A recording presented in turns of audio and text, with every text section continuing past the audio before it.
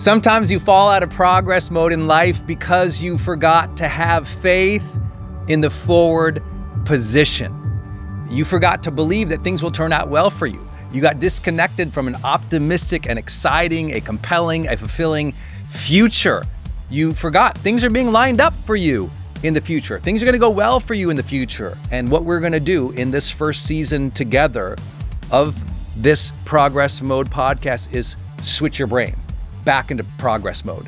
We're going to find a new faith, a new energy, a new courage, a new way of thinking about your career, your life, your relationships, your health that I really believe will make a dramatic shift in your mind about who you are and what you can become in this world. Because if you woke up and you were able to switch your brain into progress mode, you know life would feel different. You know it would. Hey everybody, it's Brendon Burchard, host of Progress Mode, and welcome to season number 1. This is a very different podcast than you probably listened to your entire life or watched, because we're going to talk about progress in your life in ways you may have never even thought about before. Of course, there's always progress we all want in our life. We want to progress towards our goals, our achievements, the things we want to have in our life: fitness, health, relationships, wealth, career, fulfillment. But there's also progress inside, right? That ability to summon the best of who we are, to feel activated, vibrant, present in our lives. And sometimes we don't have those matching up. You move forward towards something, but you don't like who you're becoming, or vice versa. You really enjoy who you're becoming, but you're not achieving the things that you really wanted in your life. There is some nuance to progress you're going to learn in this season. And of course, I'm going to share with you some behind the scenes stories of my own career and the progress I've made in different ways that I would say are untraditional or non-traditional. And I'm not sure that you know a lot of my path, even for those longtime listeners or people who've been with me. Long before the 6 best-selling books and before the other successes in, selling over $200 million of my online courses and my coaching and our seminar events. Before all of that, I was in crisis mode, not progress mode. I was struggling to figure out, what do I want to do with my life? I was struggling to feel emotionally connected to other people. I had a lot of time where I would just sit and think about how crappy my life was. And I know we've all been there before. Maybe you've been in that place where you feel like right now, there's just not enough progress in your life. Like you're working hard and you're doing good things, but you're busy, and your busy work is not your life's work. And maybe there's some times right now you feel a lot of crisis because the money is short and the fights are long. You feel like sometimes the truth is people don't get you. And the ones who even pay attention, they're rude, they're mean, they're judgmental, they're not empowering. And so sometimes you feel like you're in shutdown mode. And what we're going to do in this first season together of this Progress Mode podcast is switch your brain back into progress mode. We're going to find a new faith, a new energy, a new courage, a new way of thinking about your career, your life, your relationships, your health that I really believe will make a dramatic shift in your mind about who you are and what you can become in this world. Because if you woke up and you were able to switch your brain into progress mode, you know life would feel different. You know it would, because progress can feel like incredible velocity towards where you want to go. Progress is momentum towards a goal and a sense of satisfaction with the speed and the choices you're making towards that goal. Like you're moving. And we got to get you moving again in life. I know there's a lot of podcasts that talk about psychology or biohacks or something, but I think this one's going to be a little bit more about storytelling about some difficult decisions you might have coming up. I think you're going to hear some stories here about some tough choices I had to make, some massive failures, and some unicorn companies. And I've been blessed along the way to be teaching over these last 20 years of my life full time. I mean, most of my progress in life has been pretty public. And from, whether I'm on a cover of a magazine or somebody's just crapping on me on the internet, it's like, it's been a pretty public build and a public experience in my life. But I'm going to share some things with you you've never heard or seen about my own journey. And I hope that storytelling will help you tell a different story about your own life in this next chapter. Your old chapters are not going to dictate what progress is next. Where you came from, who you are, what your parents were like, that is not defining the next chapters of your life. Not if you're in progress mode. Progress mode has an aspirational path to it. What I mean by that is when you switch into progress mode in your life, you realize you are inventing a future for yourself. Do you get that? You're inventing a future for yourself. And when you're in progress mode, you have faith in that future at levels that most people never get to experience. They're always stuck in doubt and fear and hurt. And what are people going to say about me? When you're in progress mode, there's courage. There's faith. There's momentum. There's velocity. There's real energy behind where you are going. There's real energy within you. And I want you to have that blessing of feeling that more often. Too many days fading away into like apathy or boredom or frustration or anger or just blah, that's not your destiny. I really believe people make change in their life for a lot of different reasons. And a lot of people only change because of demand. Somebody's demanding something of them, so they just have to figure it out. They have to survive. That's probably pretty much the genesis of most of my life, was being in crisis mode, not really progress mode. Crisis mode, you're handling things. You're doing what's required. Sometimes what you have to do, you're meeting up to somebody else's expectations. Sometimes you're following a path that they've defined for you. Sometimes you're doing what they say is sane or right, but you know in your heart it's actually wrong for you. Maybe you have some artistic impulses, but they tell you, don't do that. It doesn't make a difference. It's not important. It doesn't get you paid. Or maybe you have a real truth that you wanted to share with other people, but you keep holding it back because you know they're going to judge you and they're going to shut you down. And you don't want that happening because you shut yourself down enough. And so we're going to really overcome some of that together. And I want to thank you for listening to this. I think a lot of people need to switch into progress mode. So if you could help me share the message of this story and the message of this podcast and this series and this season 1, I think we can do something really important together. We're going to finish this season in a different place than we began now. And that's important. Every single month of your life, there's a before picture and an after picture. And we're going to get better about getting after it and getting that after result to be in the direction and speed that we want our lives to move in. I'm excited about it. It's been something I've thought about my entire life. For those who know why I got into this career as a writer and a coach, that's what I do, right? I write books and I coach people online through my courses or at my events, but I think of myself as a coach.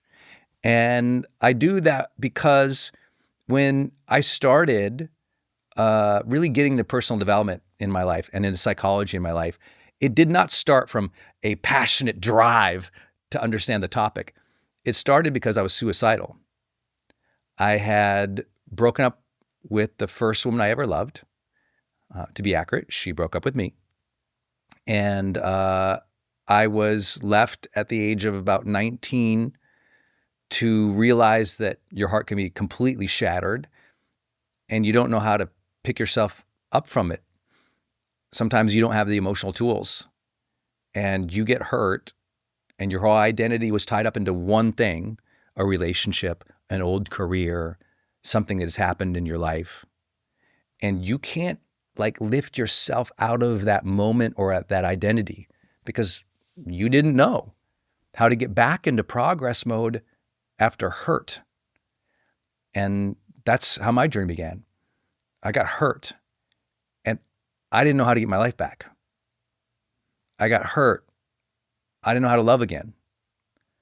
I got hurt. I didn't know how to have fun anymore. I got hurt. I didn't have any motivation anymore. And when that element of our spirit that is called progress is turned off, off, that is when real sadness, real depression comes into our lives. And that's what happened to me. The relationship ended. My sense of self ended. and I began suicidal ideation and planning.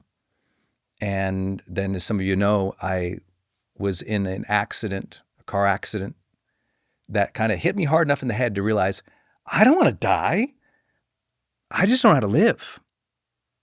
And some of us at different parts of our life, we have to go, I don't really know how to live life anymore. Because maybe you were living life at that moment just to be the parent and the kids leave the house and you're like, I don't know what to do with myself. Or you move to a new city and you don't know even how to like network and talk with other people.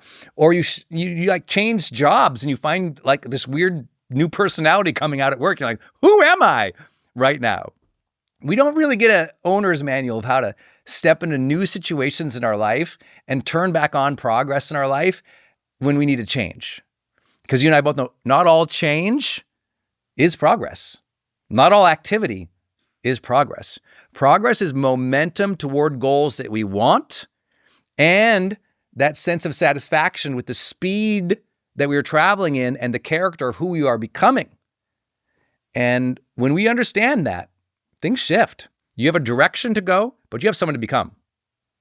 And we're going to talk a lot about that here in season 1.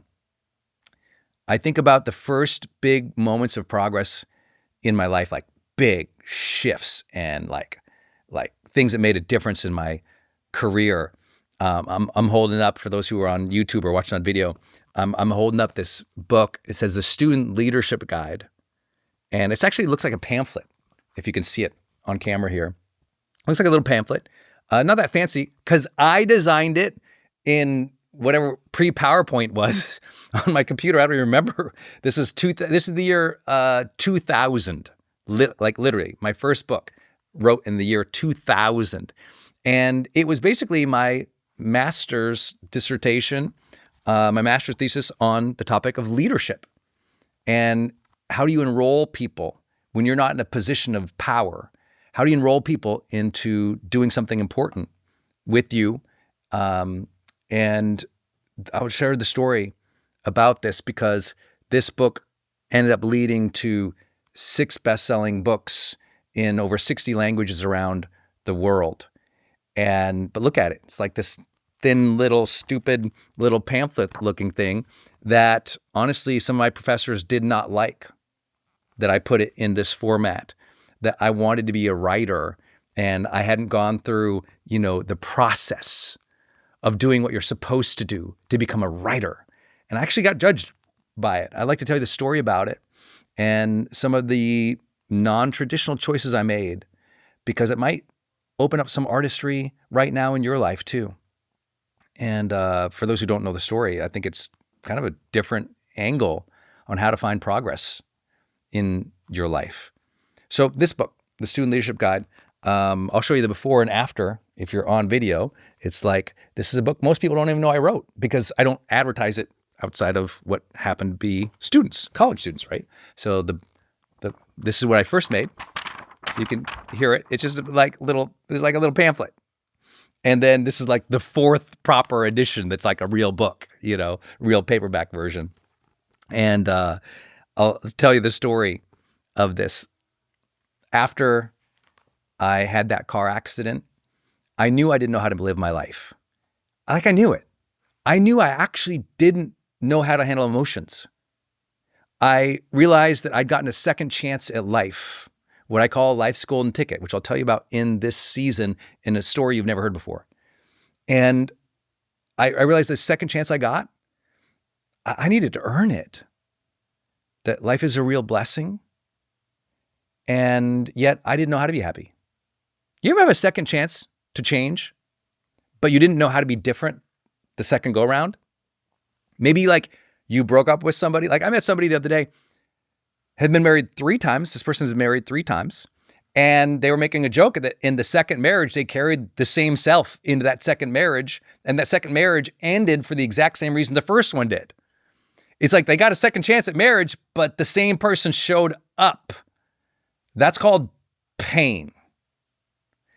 And for me, I got a second chance at life, but there was still Brendon, the impatient, angry, bad communicator who didn't know how to handle his emotions. that led to that first breakup. When I've told this story around the world, some of you know the story, and I know not all of you, but that first woman I was in love with, when we broke up, I deserved that too. Sometimes we were like, oh, that's so terrible, she broke up with you. I'm like, oh, I was there.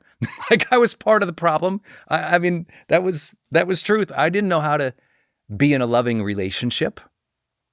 I wasn't nice all the time. I wasn't perfect all the time. I was a teenager in love. I was a moron, And so when that relationship fell apart, and I got a second chance at life, surviving a car accident shortly after, guess what? I was still a moron. And the only thing I had going for me most of my life is I know I'm a dork. I knew I was a moron. And guess what? If you know that about yourself, if you know you're not equipped, then self-study becomes everything, doesn't it? So I'm in college. I have a car accident. I realize I don't know how to live life. I don't know how to be happy. So I do what you could do back then. This is like pre-internet, more or less. So I go to the bookstores and I buy a ton of books on psychology, a ton of books on neuroscience, a ton of books on spirituality, self-help, personal development, biographies of the world's great people. I'm like studying wildly. To this day, since I was a 19-year-old kid, I read a book a week, every single week. So I'm always trying to understand something about myself, how to develop myself. It's why I've started all my brands and businesses around the topic of personal development. So what a lot of people don't know is, well, when college, I started like applying this stuff. I started like turning my mind towards becoming better. And as I turned my mind and my research towards understanding how do people become better, I realized each day could be a day that I could make some progress. Each day I could study something, learn something, try something, test something. I was testing out how to talk with people, how to network with people, how to be comfortable with people, how to lead people. I was testing it all out. And yet I was really struggling because you ever have hope in your life and you do want to take progress, but you're broke? You have no money? I was one of those kids who went to college and had to work 3 jobs all throughout college and grad school. Like, I always had 3 jobs. I was either an RA or working at the local art museums, or like mowing lawns, or teaching when I was in grad school. And, it felt like I had 3 full-time jobs. I mean, I don't even remember sleeping maybe 5 hours in college. I mean, it was just work because I had to pay for college myself. And for those who know that feeling, when you have no money, but you have tons of inspiration to change, you have tons of like hope for the future, but you are actually limited by the work hours you have and what you have in your bank account. That's when it's hard to keep that positive persistence in progress. Everyone can talk about progress, but when you're broke and you're emotionally hurt and things aren't going your way, turning progress mode on, that becomes very hard. But that's what we're going to do in this season together. You're going to learn how to do that psychologically. You're going to learn to do that from a place of coaching, and you're going to learn to do that from a place of true like self-fulfillment, so that you can fulfill your greatest self. You can fulfill your greatest destiny, not because everything was easy, because you got into progress mode way more often. So I was in college and I'm researching all this stuff and I'm a moron. So I'm reading more and more books. The more you realize you're a moron, the more you end up wanting to read. It's a good thing. So I kept reading to gain some confidence in some areas of my life, like how to be happy, like how to be emotionally resilient, like how to talk to people so they like you, how to win friends and influence people. I know you read some of these books. And so I was going through all this. I was broke, working 3 jobs. Now I'm in grad school. And I fall in love with the topic of leadership because I felt like if you can learn how to influence with other people, you can have way faster progress in life. One of your ultimate teachings to yourself is to be comfortable with other people, but also to know how to build a relationship with them where you lead something. You lead you and yourself and your friends, your family, your team towards a bigger vision than you could ever even manifest or think of on your own. And that really inspired me because I wanted to get out of the town I was in. I wanted to live a bigger life. I wanted to have money. I wanted to make an impact. And I didn't have the real role models at the time that I wanted for that. So when you start studying leadership, you start meeting all these great leaders in history, and you find out they were broke. They were confused. And then something switched in their life, a level of faith or a level of progress that turned them into history makers. And everything shifted. And it would inspire me. So I start working on my master's thesis on the topic of leadership. But man, I couldn't find a lot of things I really liked. Certainly speaking to me as a student in college, a lot of it was for corporate people. I want you to listen. Whenever you notice that there's not something for you that you would want that gives you the transformation or the thing that right there, that is the impulse to make something, to create something. Follow that. That's like solving your own itch, they say, solving your own problem. I was like, there's not a lot of leadership books for kids. I'm like 19, 20, 21 reading these books. Like, these are not good. These are about a bunch of corporate people. How would a student lead on campus? How would they create a movement on campus? How would they change their life and attract or enroll other people into progress? So I get fired up. I mean, I'm writing both a master's thesis, but I'm writing like a manifesto at the same time. I mean, you ever sit at the keys and you're like typing and like your arms are almost shaking, like you're so excited you can barely type, and you just see a vision and you think about your words getting out to the world, and you think about a difference you can make. You think about the change could happen in people's lives, and you love the artistic, creative process. I bet you have an artistic, creative process in your life that it deserves some progress mode right now. And it was very hard. I had 3 jobs. I'm broke. And I'm staying up late at night, capturing my journey through leadership on campus, being an RA, leading in lots of different student groups, improving my life, changing my life. Everyone's asking, hey, you seem so much happier. What happened? I'm like, oh, I've been studying this stuff on psychology. I was pretty unhappy after this breakup, and now I'm happier. How'd you do it? So I'm telling them how I mastered my thoughts, or tried to anyway. And sometimes it's a great gift of making progress or change in your life to share that with other people. And so I was sharing that with other people, and many people were like, you should write a book on that. You should do something with that. So at 11 o'clock, midnight, 1 o'clock in the morning, 2 o'clock in the morning, I'm writing this little thing I'm calling the Student Leadership Guide. And I see this vision for it, that it's going to be on, campuses one day, and it could make a big difference. But the truth is, then I'd wake up the next morning at 4:30 to go to work and try to get some work in before I would go to my first class. And that dream, this book's going to be on campuses. Who am I? I'm not an author. I don't have a publisher. I don't even know how that works. I literally am buying all these expensive college textbooks. I'm like, how do these even get here? And why do they cost $300? It's like, I had no clue about that world or that industry. The dream that you're working on at night can feel stupid in the morning.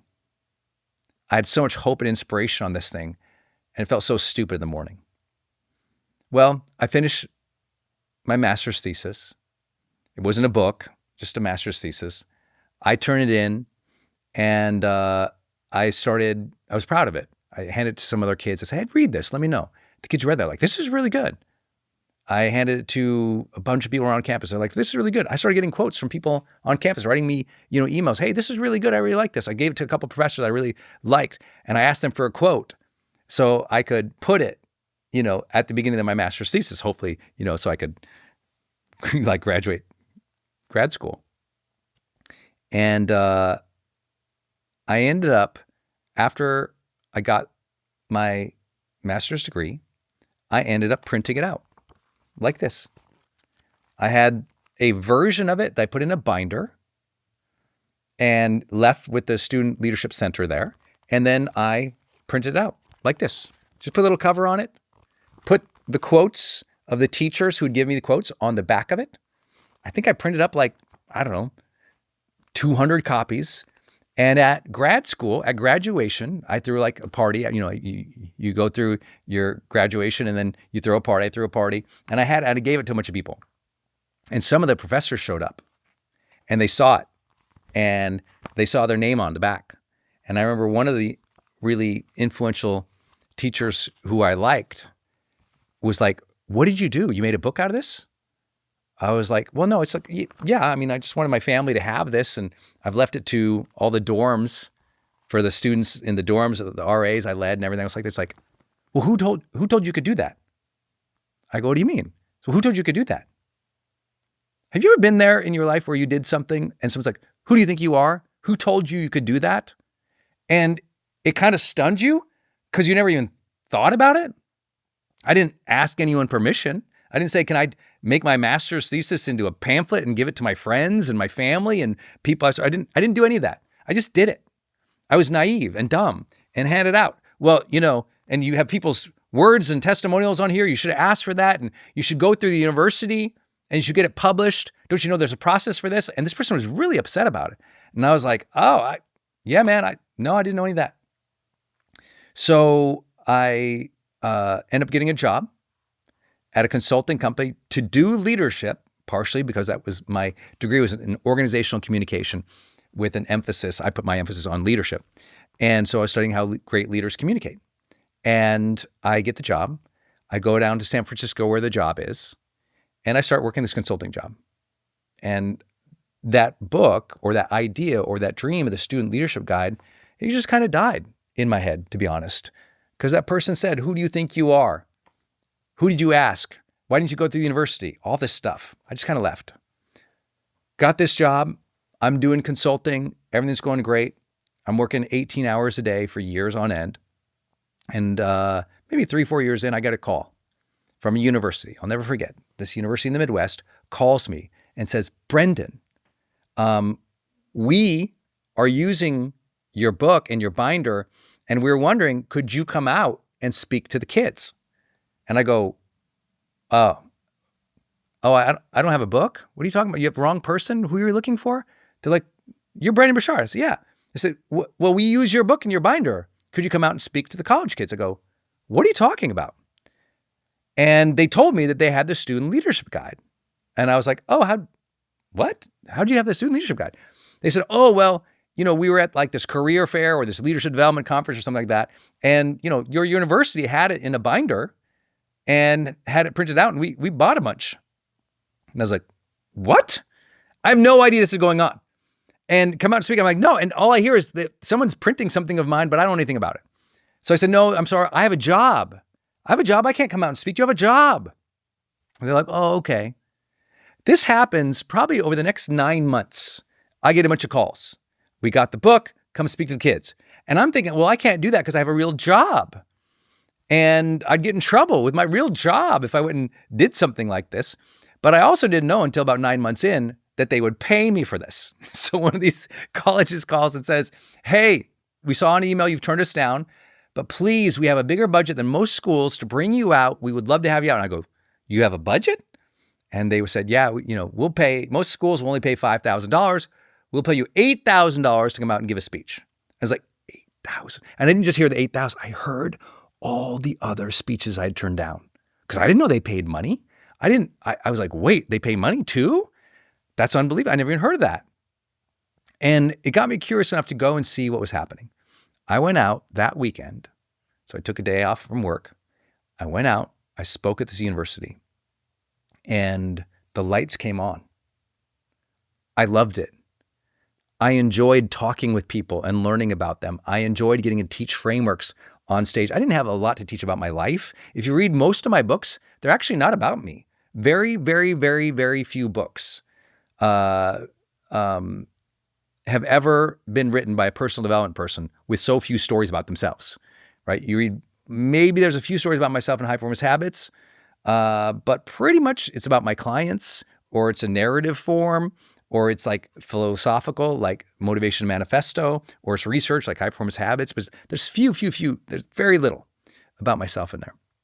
So I go out there and I discover that I really enjoy speaking to these kids. I can make money at it. And then I find out that this enterprising person has been printing off my student leadership guide and selling them. And two things hit me. I said, well, wait, there's a demand for that. Two, I can get paid for this. And three, progress mode clicked into my brain. And I thought, you know what? I like my job, but I don't feel progress. I'm working so many hours at my job. I'm learning many things, but I don't feel progress. And this is important because what does progress even mean to you? What does progress even mean to you? I told you what it meant in terms of a definition earlier. It's momentum toward a goal where you feel satisfied with the speed and the choices you're making towards that goal. Okay, got it. That's progress. But there's progress of what you're going after, what you're trying to achieve, but there's progress internally. I didn't feel like I was growing internally, but I felt myself come to life giving this speech and talking about a book. Is there something you do that when you do it, it brings higher levels of vibrancy? You come alive again, you get excited, you're passionate about it. Well, if you do, my question is, why are you not making more progress towards that passion, that goal, that thing that you enjoy? Well, it's the same thing that hit me. There's two enemies on this journey. And these two enemies actually create all the crises in your life. There's only two enemies. There's self-limitation. That's the first enemy. It's the things you say to yourself. Who am I? I can't. This would be too risky for me. They won't believe in me. I won't be able to figure it out. They'll make fun of me. It will be a disaster. And we start telling ourselves this. We limit ourselves. It's our own internal thoughts. I know you already know this, but if you think about something that brings you alive, and I say, why aren't you doing more of that? I bet there's some self-limit thought in your head that's preventing you from doing that. And progress mode is going, oh, wait a minute. Progress towards that thing is more valuable to me than self-doubt. Progress towards that thing is more valuable to me than self-loathing. Progress towards that is a much more rational choice to make than the irrational concerns I have in my brain. And my self-limitations, my enemies, at that stage of my life sounded like this. I'm too young to quit a job and chase my passion. I'm too young to write a book. I'm too inexperienced to be a speaker in front of people. I don't have the competency for that. I don't know that business model. I've seen other speakers. I've seen Wayne Dyer. I've seen tapes of Jim Rohn and Earl Nightingale. I've seen Zig Ziglar on stage. I'm like, I'm not like those people. So I'm not like them. I don't know how to do it. I don't have enough age and experience. So why would I keep doing this? Even though it makes me feel alive. Why would I keep doing this? Even though I really enjoy it. Because the way to kill progress mode is to talk yourself out of it, to diminish yourself, to question yourself, and you lose faith in yourself. You forget all the times in your life you progressed through difficult things, and all those times in your life you progressed or survived through different things, you didn't give yourself credit for them. You didn't integrate those wins into character strength. They were just like circumstances you feel like you went through. Well, I just survived those things. I'm like, no, you became stronger. You might not know you did, but you did. If you gave yourself credit for still being here, you'd have more faith in yourself. More importantly, please listen, this is so important. You also lost faith in the forward position. This means if you believe in your life that there's serendipity or coincidence or destiny or calling, you believe in your life has actually turned out okay. Like it could have been way worse. Your life could have been way worse. If you believe that your life has turned out okay or even great, but it could have been way worse, then isn't it true certain things had to happen to put you in the position today? Certain things in the past had to have happened. They were like dominoes that fell for you that made your life okay. And there were dominoes that did not fall for you, that if they had fallen, your life would have been way worse. So if that is true, then things have happened for you somewhere along the way to make your life okay today. My question to my audience is always, why do you not believe that will be true for the future, for tomorrow and next week? See, if you can flip your brain from I'm not enough, I don't know how to do it, and go, actually, things have always been lining up for me. Like I couldn't see them at all times, but if I'm okay now, or I can see a path out, I can imagine a future and I can move in a direction. And you know what? If I'm alive and I made it this far, you know what? Odds are good things are going to line up for me. So I'll be alive again and I'll make it further. That's faith in the forward position. That in the forward position, something is being set up for you, right? If you're like, if you can take a metaphor of thinking like in the military, how they'll put a forward deployment, right? Or in Silicon Valley, they'll put a forward engineer. They'll put something out front to set things up for everybody else to have it more safe or secure or more success. That something is happening out front for you. In the military, they send in the elite team to handle the city and to secure the city. Then the rest can come in. But someone's been deployed out there to handle things. Now, I'm a person of faith, so I believe that to be God. I believe that God is lining things up in the future for us. That I have faith in a forward position because I believe he precedes me. I believe he precedes all of us. I believe good things are coming. Now, not everyone believes a level of faith in terms of spirituality or religion that way. But I do believe if you can accept that things have been okay so far, then why would you not believe they're going to not only be okay, but even be better? Why not? Your own self-limited thinking. You're zeroing in on the negative things and it's stealing that sense of progress.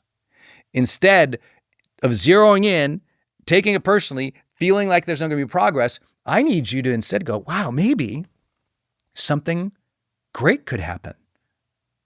Maybe it's not about just self, how do I feel, self-limitation, but rather something is being set up in front of me. That abundant mindset or that level of intentionality or traction that says, oh, good things are being set up. So I can proceed with faith, with speed, with courage, because I'll figure it out along the way. Isn't it true you've already figured out so much? I've always said that confidence is the belief in our ability to figure things out. You're going to figure it out. If you figured out this far, you're going to figure it out even better as you go because you got more intelligent, you got more intuition, you got more sensibility about yourself. And so could you imagine a future that's better? Could you start speaking to yourself with faith, with excitement? Can you turn your brain into progress mode instead of self-limitation mode? I can't. Can you turn it into progress mode? I'll figure it out. I'll figure it out. That's progress mode, baby. You got to turn that on. That's a switch in your brain. I said there's two enemies. One is self-limitation. Mine was, I'm too young, don't know enough, who am I to be out speaking when I have a corporate job? I'm not an entrepreneur. I'm not a real author. They just printed out my book. The second enemy, though, is social pressure. You know, when I came back from the weekends of speaking at school and I told my coworkers about it, they were like, you can't go out and speak. You have a job. You're going to get in trouble. You can't be working on the side here. And they were like, you know, you should just focus here. You're on a good path. You know, a couple of years, you can be promoted. You can earn more. What are you thinking? Don't risk your job. This is risky what you're doing. And I was terrified. They scared me. Has anyone ever scared you out of your dream?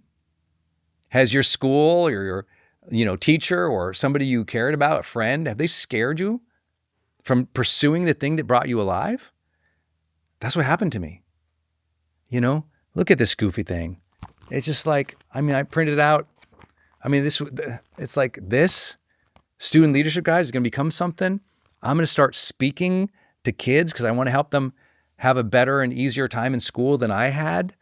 Who do I think? What are you talking about, Brendon? You're not even in college anymore. You graduated. You're like an adult in corporate America. You want to go talk to kids? Like, what's wrong with you? And people were making fun of me. And they said it'd be crazy to quit my job. And I can tell you, I felt that for a long time. So people are sending some nice things even about the Student Leadership Guide, but I just can't believe it. I don't believe them.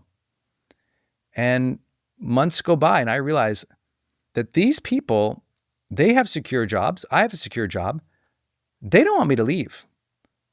They don't want to be left behind. They don't want to see me do my own thing. And I thought about my whole life at that point was a lot like other people's lives. You grow up, everyone tells you to pay attention in school and do a good job. So you follow everyone's rules. Everyone told me, you got to go to college. I only went to college because that girl that I loved who broke up with me, she was going to college. Thought I'd best go there. She's going there. I wasn't ambitious about college at all. I just went because she went and they said, you're supposed to go to college. So I went to college. I worked 3 jobs, sleeping 5 hours a night for 6 years. 6 years with 3 jobs. I know kids who went to school, undergrad for 6 years without a job because their parents just gave them money. I went 6 years, 3 jobs, 5 hours a night. Why?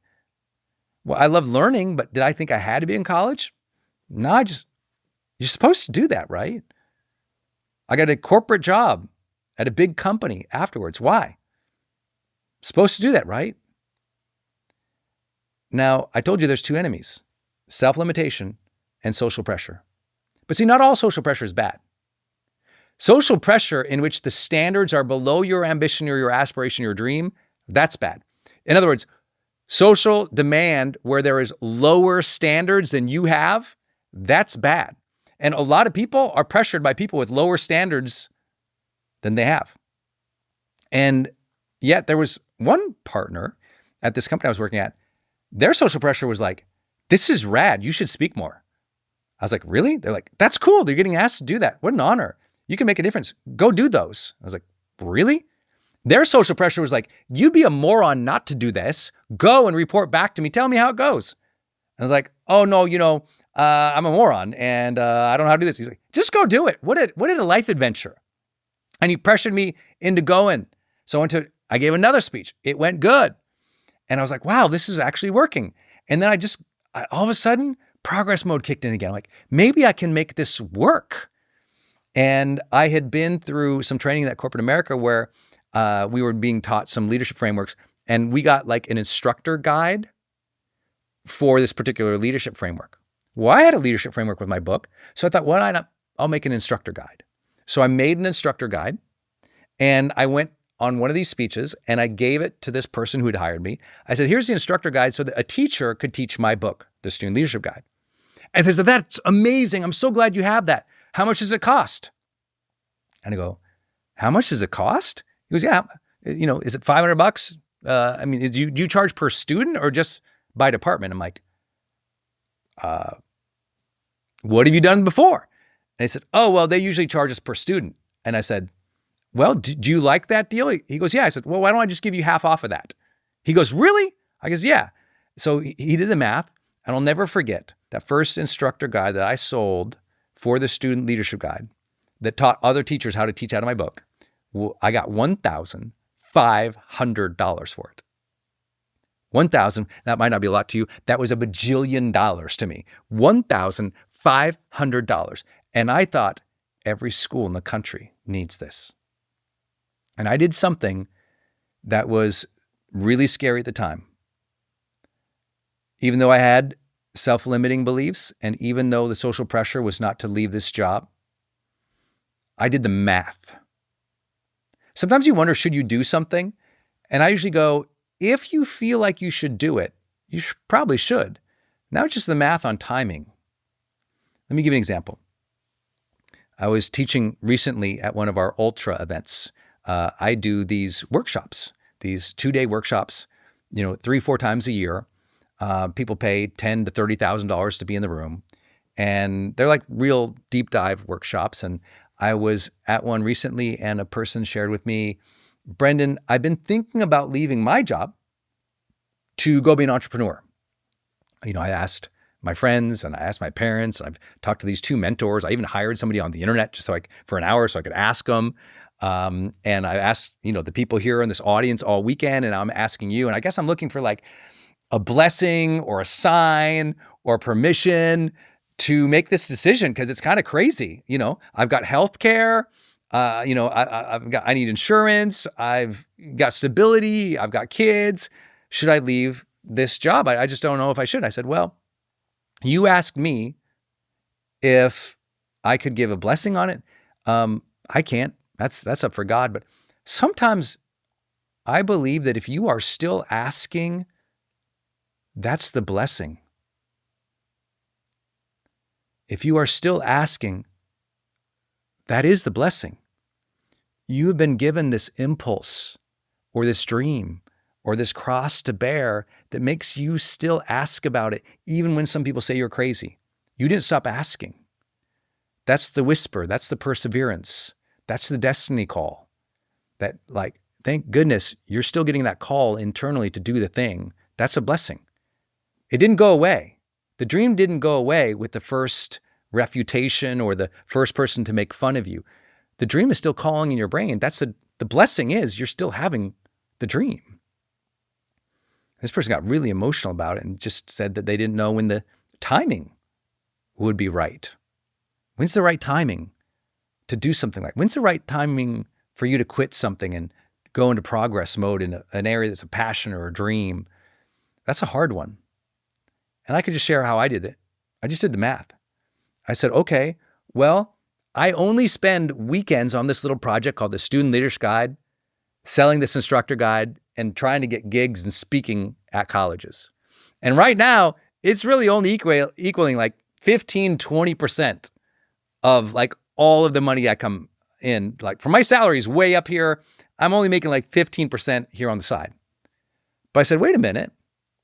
What if over a 6-month period of time, I took all the time that I have in this job, which is 130%, and I gave a few more hours over to the dream? How long would it take for that dream to get to a solid 20, 25% in terms of my income? So I kept thinking about that. Then I thought, okay, if I can, you don't have to, see what people make a mistake in. They believe to change something, they have to have a full replacement, right? Oh, I'm going to leave my job. They really believe they have to have 100% salary replacement. I'm like, that's not how it works. If you did something on the side and it earned you something, even in that 15, 20% range, think about this. You're doing it on the side, it's earning you 15, 20%, but all your time is actually over here. Well, when you leave all of this thing over here and all of this time comes and it gets applied to that 20% over here, guess what? This becomes net higher than it was before. Because you're already putting all your time over here, but you're getting 15, 20% over here. Well, all of that time now applied over here, this over time becomes way higher or higher than this was. You just got to figure out the timing of that. Do you know, I've had the blessing of having over 3 million people take my courses online, from 190 countries around the world. We've conducted the largest scale research studies ever been done in high performance, especially related to performance psychology and behavior. And I have worked with people every week of my life, real people, for 20 years full time. Why did I share that with you? Because I learned something about people along the way. And that is 2 big ideas. Number 1, they don't wake up and switch their brain into progress mode and move towards their goals at a speed and developing their character at the level they want. And number 2, they forget to have faith in that forward position. They don't have faith that they could leave this thing and build this thing over here fairly quickly.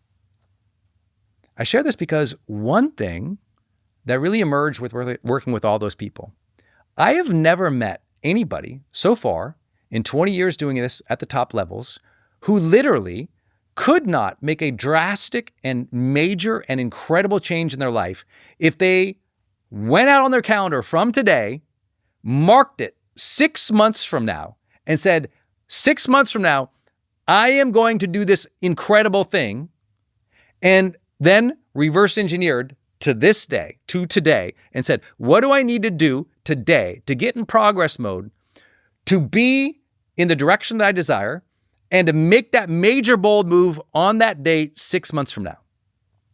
I've worked with people who did like impossible feats. They went from terrible health to running a marathon in 6 months.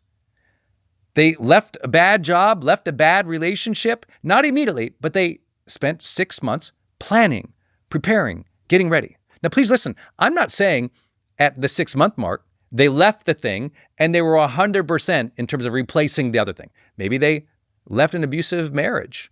And in 6 months, it's not like they found love and were in a perfectly beautiful, abundant, movie relationship. It just means that could they spend 6 months preparing to leave that relationship? To find another place, find some friends, talk with somebody, find a shelter? If they gave them some time, could they plan and prepare that bold move? I think you can plan and prepare bold moves. I think you could be so stunned by a bold move you could make 6 months from now if you decided it.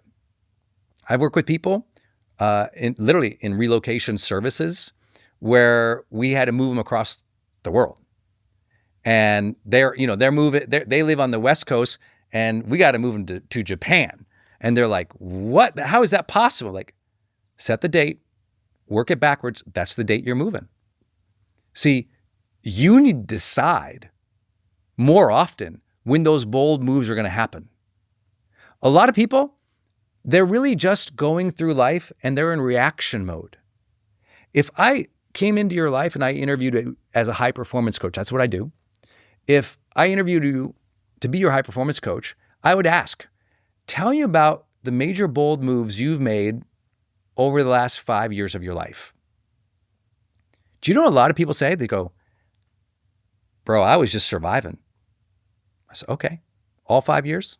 Yeah. You were just surviving. Yeah. Tell me about that. And they'll talk about it.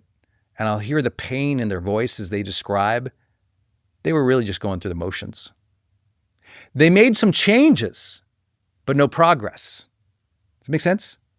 Because see, a change could be a bad change. Progress is about a vector, a direction. I'm choosing this direction. Then it's about velocity. I'm getting speed. There's a rate of speed towards that goal that I'm happy with. I'm making character choices that make me proud of myself as I'm moving and making that progress. It doesn't mean every day is perfect. It just means like, I'm proud. I chose that direction and I have the discipline to move towards it today. But another part of progress is magnitude of change. Magnitude of change. Most people do not really think about that. They think about wanting things to be better. And that's one level of progress, right? Progress requires some improvement. If you think about it, progress is really about the direction, the speed, and some improvement. And improvement can be improvement relative to a base that you start, like what's the percentage of change I had? But improvement can also be the magnitude of change. And most people have never gone in progress mode in their life because they didn't think about magnitude of change. That is a turning point. You see, the turning point in your life is important. That progress mode in everyone's life is actually a series of bold moves. It might be a series of bold moves over 5 years, 10 years, 15 years, but let me tell you what it is not. And this is important. In our culture, remember I said there's two enemies? There's self-limitation, but there's also social pressure. There has been a huge move in social pressure, even from inspirational teachers, that you know what? Winning life, that's really about just 1% improvement. Pick a habit, pick a discipline, pick a career, work at that thing, stay so focused, have endurance, be consistent and disciplined. And over a period of time, that habit or that focus or that career, there'll be a compounding effect. That sounds amazing. And in some ways, it's absolutely true. There are some habits and, some health habits and routines and some efforts of focus or faith that you could have over a period of 20 years. It compound effects into something great. Investing in the S&P as an example, or saving your money in a certain way, or being kind to others. These things do compound over time. That's true. However, I want you to reach for something higher in your life. I want you to be on an ascendant path, on a path of greatness, a path of true high performance over the long term. And let me share with you a stunning truth about the turning point in people's lives. That's when they realize they don't just need little progress. They need capital P progress. They don't need incrementalism more in their life. Most people have plenty of incrementalism. What most people need is a series of bold moves. They need what I call a step change in their results, right? You don't want to go from like, oh, I want to go from $100,000 a year to 105,000 and then 110 and then 111 and 112. Like real people actually go, how do I go from 100 to 200 to 500 to a million to 10? Now, everyone else will say that's crazy, just like they did to me. They said, it's crazy to leave your job. You're going to leave this corporate job and do what? Because my dream was, you know what? I think I can go be a writer. I think I can go be a speaker. I think I can go do that full time. I think I can make that switch. I think the bold, rational move would be 6 months out, I'm going to leave this job. I'm going to go full time selling this book, these student leadership guides, and speaking on leadership to kids or programs or youth or associations throughout the country. That's what I'm going to do in 6 months. It's a bold change. Quit this job, become a full-time writer and teacher. Do you know how many people thought that was insane? Everyone I worked with. They're like, but you're moving up here. You're already moving up here. I'm like, yeah, but that's what I want to do over there.